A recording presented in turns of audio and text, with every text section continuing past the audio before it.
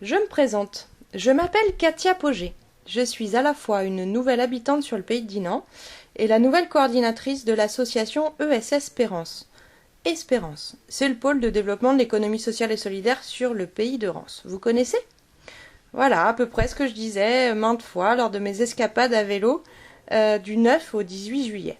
9 jours en itinérant chez l'habitant, histoire de me faire une idée de ce territoire, de mieux comprendre les dynamiques qui existent déjà, et puis de rencontrer toutes ces personnes que l'on m'a conseillées ou qui ont croisé ma route.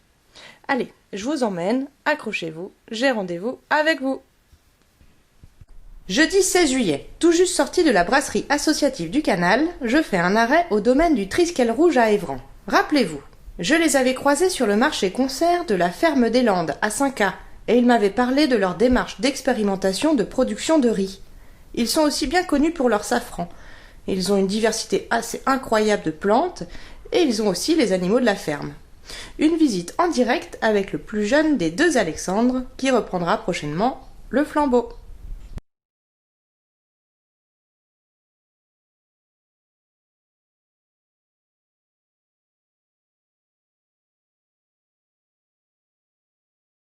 C'est tout ce que l'on fait, on commence là en agrumes, le citron, le yuzu, comme bava, on a l'oranger, citron caviar, il y a plein de... Excellent. Pour l'instant en pot, et plus tard on voudrait les planter en pleine terre mais sous tunnel. La plupart résistent au point du froid, comme l'oranger ça peut aller à -8. Le citronnier aussi c'est assez résistant, mais c'est au moment de la floraison où des fois ça n'aime pas les courants d'air, les fleurs avortent et on perd la production. Ouais, puis là quand même, on n'a pas un climat qui est toujours très... Ça va encore. Avec un peu de vent quand même. Oui voilà, Enfin, donc tu vois. on n'a pas de Ouais. gros froid, enfin ça arrive, Mais il y a du vent. faut faire attention. Là pour le moment en pot, ça... Ah on les rentre l'hiver. Voilà, c'est ça. Là on a la main de Bouddha. Il y a eu un petit peu froid là cet hiver, mais on acclimate petit à petit. Ouais, ça a l'air. On en a eu 5. Ah ouais, Des petites mains de Bouddha l'année dernière. Elle repart tranquillement. excellent.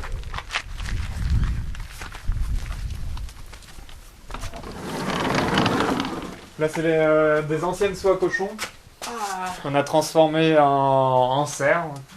c'est Et génial. là on a tout ça, c'est du riz. Donc on a planté cette année une bonne partie du riz en serre, parce que il y avait la sécheresse en début d'année. On est reparti avec peu de semences l'année dernière, parce qu'on nous avait interdit de planter. On s'est battu avec le captage d'eau qui est à côté, et on a eu gain de cause avec le préfet. Donc maintenant on peut recommencer à planter dans la zone humide. D'accord. Et le fait d'en mettre aussi en serre, on va voir la différence entre la zone humide en pleine terre et la serre. Parce qu'on on a un petit... Il y a quand même un petit... Ah oui, on a vous mis êtes encore dans votre phase d'expérimentation, Ah oui, voilà, quoi, hein, c'est ça, hein. on met différents... On a arrosé différemment suivant les cases, on a mis un mélange de terre qui est différent aussi, avec des engrais différents, engrais bio de probioterre, mais avec des dosages différents pour voir qu'est-ce qui est le mieux pour la plante. Super, ça fait longtemps que vous êtes sur cette expérimentation du riz, là on avait dit... Le riz, les premiers essais en 2015, où ça avait poussé mais on n'avait pas pu récolter, et c'était en culture immergée. Ah oui. Et c'est là où on a fait la rencontre de Maliens qui nous ont expliqué que ça pouvait pas fonctionner à cause de l'eau, elle était trop froide. Et donc sous ces conseils, en 2016, on a planté en culture sèche et c'est là où on a récolté pour la première fois. Donc la preuve qu'ils avaient raison. Voilà. Là, c'est le maracuja. Donc Ah oui, le le fruit de la passion, maracuya. Qu'on a fait germer, là, qui pousse très bien. Ok. Après, il est plus haut, il est moins dense, il y a moins de départ pour le moment. Dans la zone humide, comme les nuits sont fraîches là actuellement, il est plus petit mais il y a plus de talage. C'est-à-dire quand tu Le talage c'est le nombre de brins qui repart du pied. Ouais, parce que là, avec un grain de riz, il y en a 3 qui repartent. Chaque brin ça forme une grappe de riz courant mi-août, fin août. Il y a les grappes qui commencent à sortir. Parce que du coup, le cycle du riz, c'est vous semez... Nous on fait des semis micromottes en serre début mai. Et plantation fin mai, début juin en pleine terre. Et récolte prévue début octobre. Début novembre. Début novembre. Ok. Une récolte par an. Oui, qu'une récolte. Voilà. Et qu'est-ce qu'on a là? Alors là, c'est une petite menthe. Ouais. Une menthe californienne. Là, c'est du kiwano. C'est un petit fruit qui a goût un peu concombre. Ah oui, d'accord. Ça fait Un truc un peu... gros comme ça, avec des pics. Ouais, je vois. Ça y Là, on est. a de l'avocat. Ah, le petit avocat. Là, c'est la chayotte. C'est un légume. C'est entre le légume et le fruit, et ça se mange un peu comme les carottes râpées. Donc, on met le fruit en... C'est un fruit exotique, juste à la surface de la terre. Et après, ben, voilà, ça fait une liane et on peut récolter le Ah, fruit. vous avez plein de choses vraiment variées, quoi. Ah oui, on essaye plein Vous de êtes, choses. vous vous amusez, hein, à plein de trucs. À essayer plein de... Ah, c'est génial. On a du Mertensia maritima, de l'huître végétale. Ah bah Ça, oui, si on on reconnaît mange, avec ces petites ça pousse assez très- rondes, là. Oui, ça pousse très bien en extérieur. Mais là, au moins, on a moins d'attaques d'escargots, limaces. Ah oui. Ça fait combien de box, là? Vous avez 2, 3, Là, il y en a 4. 4 box. 4 box d'expérience de Là, on a riz. du gingembre. Un gingembre breton. Oui, oui. Et ça, c'est une plante, faut goûter. Tout se mange. Tout est comestible. Ça picote un peu. C'est très sucré. C'est très sucré, ouais. C'est C'est super étonnant. C'est le sucre des Incas. Ah ouais. C'est très sucré. Ah oui, oui, c'est une cousine de la stevia. C'est le même principe, mais c'est... Un peu mentholé sur la fin. Ouais, c'est bon. L'hiver, c'est là où il n'y a plus de riz, donc on rentre les agrumes. Bah oui, parce que sinon... Les Pour les agrumes, protéger, parce que, l'hiver. le fait qu'ils soient en pot, les racines peuvent geler. Donc là, sur les 5 hectares, ce qui se trouve de ce côté de la ferme, on est en périmètre rapproché par rapport au captage d'eau. Et tout ce qui est de l'autre côté de la route, donc c'est la zone, c'est la zone protégée où personne n'a le droit de mettre aucun produit phyto. Donc c'est une zone 100% naturelle. Ah ouais. Donc là, de ce Et côté-là, la plus grosse partie de l'exploitation, elle est de quel côté? périmètre rapproché. D'accord, de ce côté-là. du côté Ouais. de la ferme. Et dans la zone humide, donc c'est la zone humide qui est protégée, là on a planté tout ce qui est fleurs mellifères, les rosiers, donc les vieilles variétés damas, provins, les rugosa, pour faire des gelées de rose, des vinaigres de cidre à la rose. Et parmi on plante tout ce qui est petits fruits rouges, légumes, pour essayer super d'avoir un écosystème le plus varié possible. On voit qu'il y a les ruches à Voilà, côté, on a donc... des ruches. Cette année, elles sont très actives. Du fait là qu'il y ait plein de fleurs mellifères, voilà, elles n'ont pas long à faire. Elles craignent rien parce que voilà, la Ah zone bah non, est elles protégée. ont pas loin à faire là. Super. On Ok. a la facélie, le colza, la fleur blanche et le sarrasin. C'est super. Ça c'est la rose de Damas, Petite rose. qui normalement fleurit plus à cette époque là. C'est qu'il a, il a Il a refait un petit peu... en fait, Ah oui. il a formé une fleur ici, on voit encore la collerette. Et là, le bouton, il a muté et il y a une grappe de fleurs qui est sortie au milieu de la fleur. C'est hyper étonnant. Nous non plus, on n'avait jamais vu ça. Ah bah dis On a donc. eu 3 fleurs comme ça, donc on les a laissées parce que normalement la floraison du damas c'est mai-juin, c'est pas un rosier remontant. Et là il nous a refait des fleurs. C'est très drôle de revoir une tige placée oui. dans une fleur. Ouais. Là c'est une autre variété rugosa qui est Ouais. aussi très odorante. Ah, Après, puis t'as voilà, plein de choses, c'est mélange hyper varié. On passe d'une les plante à groseilles, l'autre. les plantes médicinales, voilà, c'est essayer d'avoir un jardin le plus varié possible. Là, on a un petit potager, avec de légumes pour nos propres consommations et on fait aussi piment oiseau, piment d'Espelette, donc pour faire de nos transformations. parce qu'en transformation, vous faites plein de On fait un vinaigre voilà, de cidre safran piment. Donc là on a des poivriers de Sichuan. Ah, super bon ça. Et là c'est des jeunes plants, donc là il a 2 ans. Donc on va avoir nos premiers grains là cette année. On va avoir une petite vingtaine de grains. Une petite découverte. On va pouvoir étonnant déguster quand même d'avoir tout ça ici. Ça s'acclimate très bien. Ah ouais. Et puis après on essaye des plantes aussi, voilà. On essaye de les acclimater aussi petit à petit. Comme quoi presque tout peut pousser en Bretagne. Ah bah oui, voilà, faut prendre le temps. On n'aurait peut-être pas essayé à 20 ans, mais maintenant avec le dérèglement climatique, le réchauffement, on tente des choses qui n'étaient pas viables avant. Des cultures vont disparaître à des endroits, vont apparaître à d'autres. C'est ça. Nous, à notre échelle, on ne peut pas faire énormément de choses. Donc la seule chose qu'on peut faire, c'est s'adapter et anticiper. Là, on a la baie de goji. Donc c'est un jeune plant, il faut à peu près 3 ans pour commencer à avoir des baies.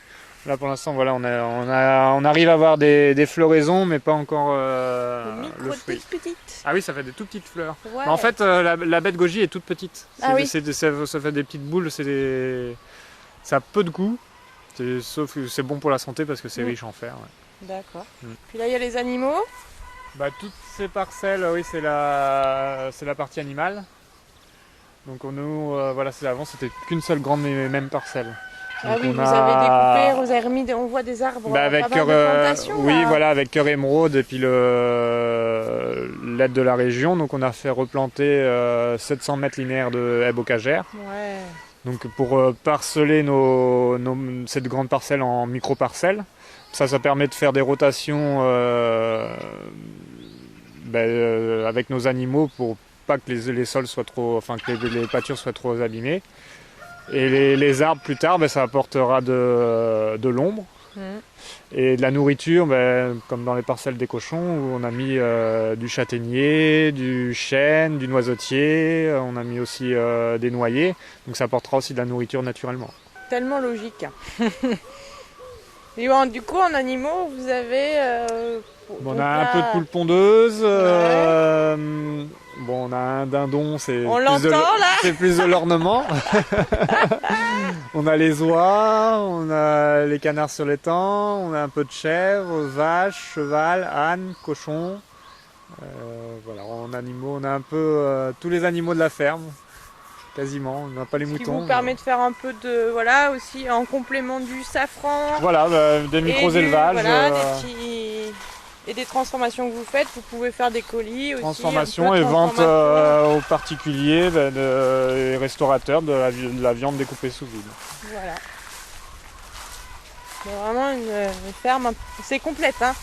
Voilà, oui, c'est le but. Dis donc, c'est comme, on n'est pas une ferme pédagogique, mais c'est sur le même esprit. Ouais. C'est plus le principe ferme à l'ancienne où avant, voilà, ils avaient un petit peu de chaque élevage pour pouvoir subvenir à leurs besoins. Ouais. Ouais. Donc là, le cheval, les vaches et l'âne qui sont dans des prairies un peu plus loin, on les a mis dans la zone humide. On n'a pas le droit de les mettre pendant tout l'hiver.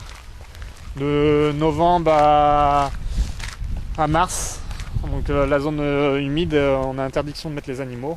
Pour pas que les sols soient trop abîmés et puis qu'il y ait des lessivages pour la nappe phréatique. Ce qui est logique, ouais. Oui.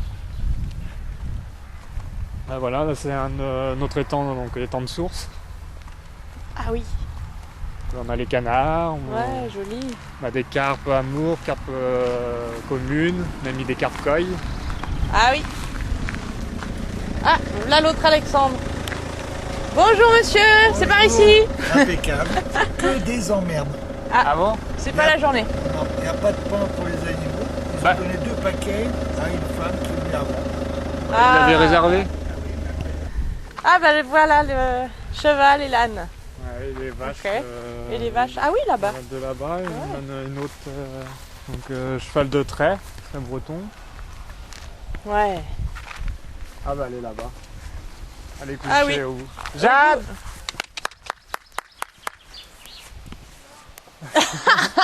Bonjour. C'est pas forcément celui qui répond qu'on attend, mais... Voilà. Ah, waouh. Donc Super. là, c'est une jersiaise. Donc c'est originaire de Jersey, comme le nom Ouais. l'indique. C'est une vache qui a un lait qui est très riche, aussi riche, voire plus riche que la normande en taux de matière grasse. Superbe. Et nous, c'est de l'insémination, on la croise, là, on l'a croisée avec du Kobe, le Wagyu. Je vois. Donc le premier noir, là c'est un petit bœuf qui a un an et demi. Nous on l'élève donc pendant 3 ans à l'herbe. Et après il sera vendu. Ok. Et, Bah oui. et derrière, donc c'est une nouvelle vache, donc c'est sa demi-sœur à notre petit bœuf. Donc c'est pas la même mère mais c'est le même père. Et qui est croisé Wagyu aussi. Donc un petit cheptel quoi. Voilà, on tourne avec deux mères reproductrices. Et après, salut toi. là c'est Oh. normalement la semaine prochaine, on attend un petit veau Ah. en plus. Et voilà câlin, l'âne. L'âne câlin qui vient chercher Ouais. sa caresse. Salut toi. Waouh, bah oui, toi t'aimes bien ça. Oh là là. Lui, il a été sauvé de l'abattoir en quelque sorte. On a été le chercher à Brest avec le bouc qui était tout petit en 2000. Oh, il y a du courant. Bah oui, En c'est à voir. 2015. Ouais. Et il était maltraité, il avait plus de poils autour du cou parce qu'il y avait la marque de la corde. Et maintenant Voilà. il est gentil comme tout. Bah, il est bien là, hein, en tout Ouais. cas. Eh bah ouais, Jade Pharaon Opale. Câlin et puis éclair, le cheval. Ah, le cheval, costaud. Hein. Lui c'est pareil, à la base Alex voulait un cheval pour faire un peu de travail. De trait, un peu de. Oui voilà, travailler avec le Trac- cheval, de traction, faire des petites balades en calèche. Après lui on l'a récupéré, il a eu un petit problème au niveau du sacrum de déplacer étant petit, donc il a eu une sciatique, donc il est en retraite depuis qu'il est né. Ça va, ça se passe bien la Il est retraite pas malheureux. au Triskel Rouge. On est plutôt pas mal. Voilà. Ouais, je crois que ça a l'air, c'est avec les mouches quoi. Il y a que les On mouches. peut pas travailler avec lui, Bah ouais. mais il est pas malheureux. Non. On voit rien, le safran là, pendant l'été il est en dormance. C'est une culture inversée. Il n'est pas originaire de France, le crocus à safran, le crocus sativus. Et lui, sa période de floraison c'est au mois d'octobre. Ah oui, d'accord. Donc Donc, là, il fait effectivement, octobre la floraison. En milieu de floraison, les feuilles commencent à sortir. Les feuilles vont pousser pendant tout l'hiver. Et jusqu'à mi-mai, fin mai, là, le feuillage va commencer à jaunir.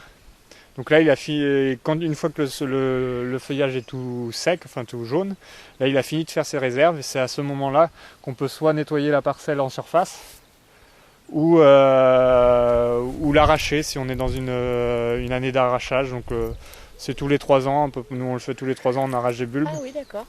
Le bulbe planté est mort et ça donnait naissance à 5-6 bulbes valables pour la floraison dès la première année. Et jusqu'à 15 bulbes allant jusqu'à le bulbe gros comme une petite tête d'épingle. Ah ouais. Donc on trie tout, on les nettoie, on les replante courant juillet-août et ça D'accord. fleurit en moins de grosse quantité dès octobre. Donc oui, il y a ce cycle-là aussi à prendre en compte. Il n'y Ouais. a pas que le cycle annuel, il y a le cycle... D'arrachage, Ouais. division, parce qu'autrement les bulbes rentrent en concurrence les uns des autres parce que ça fait comme une échalote et ils poussent les uns autour des autres. Oui, Donc c'est pour ça qu'il faut les arracher à un moment donné, ouais. pour les nous. Alors là on a 8500 m² de safranière, mais on plante en fait il y a un rang tous les 1,20 m. Donc on doit être à peu près à 40-60 000 bulbes. On pourrait planter sur une plus petite surface, comme d'autres safraniers.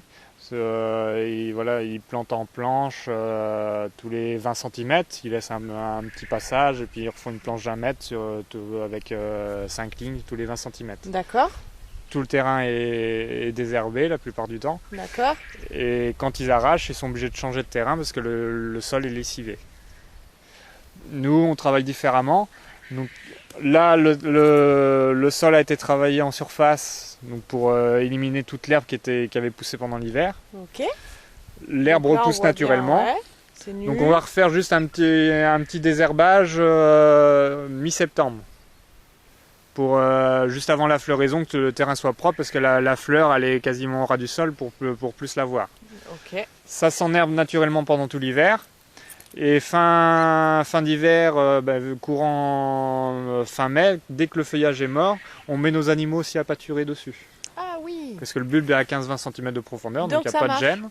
Ça permet d'avoir de l'engrais naturel par de toute les façon, animaux. oui.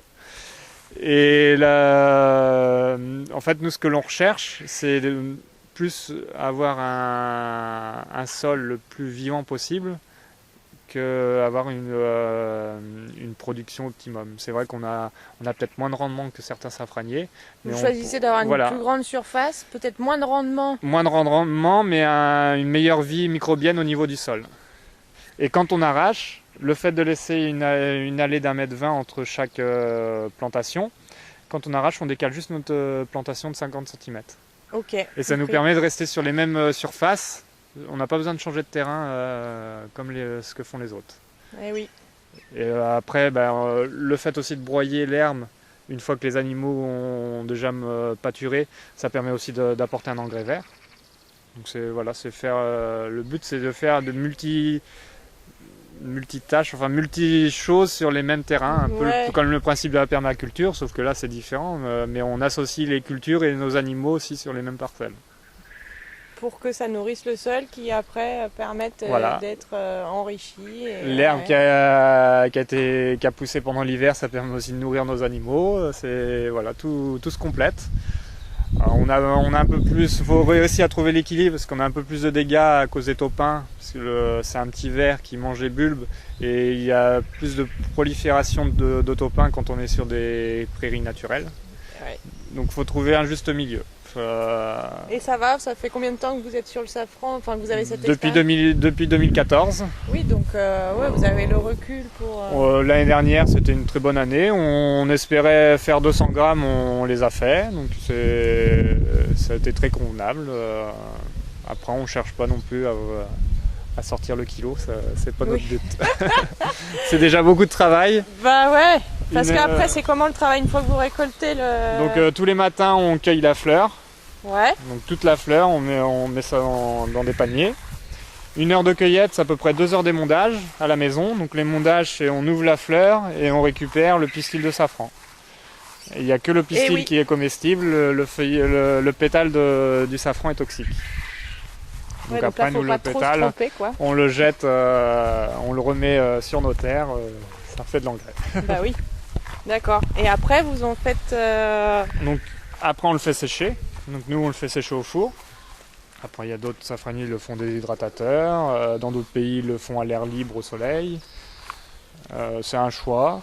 Suivant la technique de séchage, suivant aussi le terroir et les années, chaque safranier, et même nous, on a des millésimes différents. On n'a jamais, suivant les intempéries, suivant les conditions climatiques, le safran ne se ressemble jamais d'année en année. Ouais, vous le sentez bien, on voit bien la différence. Ouais. S'il y a eu plus de soleil, s'il y a eu plus d'eau pendant la récolte, les saveurs sont différentes.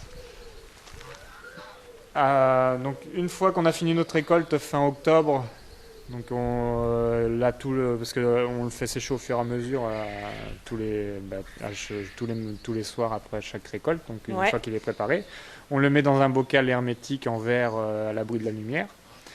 Et il n'est pas encore safran là, il a des arômes, des odeurs, mais c'est pas devenu encore l'épice. Il faut attendre encore. Voilà, on le laisse pendant novembre, décembre, janvier et février. Là, on le laisse en cavage. Ah ouais. Et au mois de février, là, on peut l'utiliser. Et là, il est devenu safran. Il faut être patient avec le safran. Voilà, oui. C'est pas pour utiliser tout de suite. D'accord. Là, on a le bouc, là. Ouais. Salut, monsieur le bouc. Ouais. Ah, il a des belles cornes. Lui aussi, il est venu... Avec l'âne. On a été le chercher tout bébé. Bon, il est bien là. Ah oui. Les chèvres, donc on a 2 mères et puis tous les ans on a des petits que l'on vend. De toutes les couleurs. Oui, c'est pas salut. des races pures, c'est pas la chèvre alpine, c'est des demi à son moyenne, de taille moyenne.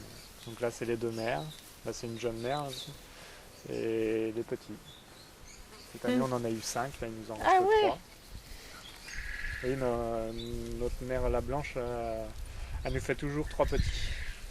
Du coup, ah ouais. Donc à chaque fois, faut les aider parce qu'une chèvre, ça a que 2 tétines. Ah ouais. Donc normalement, voilà, c'est un ou 2 petits maximum. Et quand il y en a un 3e, faut les aider avec un complément biberon. Vous vous lancez dans les biberons, vous savez qu'elle en fait 3 et on n'a pas le choix, on va pas le laisser. Bah non, excellent. Bah alors pourquoi elle arrive à s'occuper, quasiment à s'occuper des 3. Ouais, après on donne en complément, peu, parce qu'il y en a souvent, quand il y en a 3, il y en a tout le temps un qui est plus petit que les autres. Ouais. Et les plus costauds prennent le dessus et quand il arrive il n'y a plus beaucoup de lait, donc c'est pour ça qu'on fait un complément, mais pour les 3 directement. On a un seau avec 3 tétines, les 3 têtes, et les 3 vont aussi à la mère, parce que le lait est différent et bien meilleur s'il est tété naturellement que si c'est du lait en poudre. Ça, point de vue des immunités. Donc là on a nos cochons. Ah, on voit une tête à apparaître. Donc là c'est la mère. Waouh, super. Donc c'est des races pour le plein air. Donc là ils sont toute l'année dehors. Ils ont leur prairie. Et là c'est du duroc. D'accord. Donc ça a du poil, donc ça c'est la soie de cochon. Donc autrefois ils faisaient les plumeaux, les barbiers, les pinceaux. Ouais. Donc ça perd son poil l'été. Ouais. Et ça le retrouve, ça le retrouve pendant l'hiver. D'accord. Et c'est une race sud-américaine, le duroc. Voilà, il y en a d'autres, des petits qui sont là, ils ont 7 mois, ils sont couchés derrière là. Ouais. C'est une belle prairie. Dans les prairies d'à côté. D'accord. Donc ça c'est pareil, on s'est battu pendant 1 an pour pouvoir continuer à faire du cochon plein air. Les lois actuelles, on nous parle de bien-être animal, mais toutes les lois ils veulent plus de cochon plein air. Et pourquoi? C'est quoi la... Là on nous dit parce qu'il y a la peste porcine. Ah oui. Donc la peste porcine c'est une chose, c'est sûr qu'il faut s'en protéger, mais il y a des limites. Les normes qui nous sortent actuellement pour le cochon plein air, c'est comme si on était dans l'industrie en bâtiment, il faudrait une cabane avec, entre chaque enclos avec eau chaude, eau froide, douche, vestiaire. Statistiquement en plein air c'est pas possible. Ah non. Se protéger, donc ils nous disent qu'il faut faire des clôtures d'1,30 m de grillage, des doubles clôtures à 1 mètre de distance l'une de l'autre. Là on va les faire. Voilà, on essaye de faire le maximum pour se protéger des maladies, des choses comme ça, mais on peut pas tout faire. Il faudrait qu'il y ait des normes pour le plein air, des normes pour les bâtiments. Oui, des choses qui soient adaptées, parce que du coup, ça ne peut pas être la même logique. Non, les ça normes l'est pas du tout. Pas être adaptées, quoi.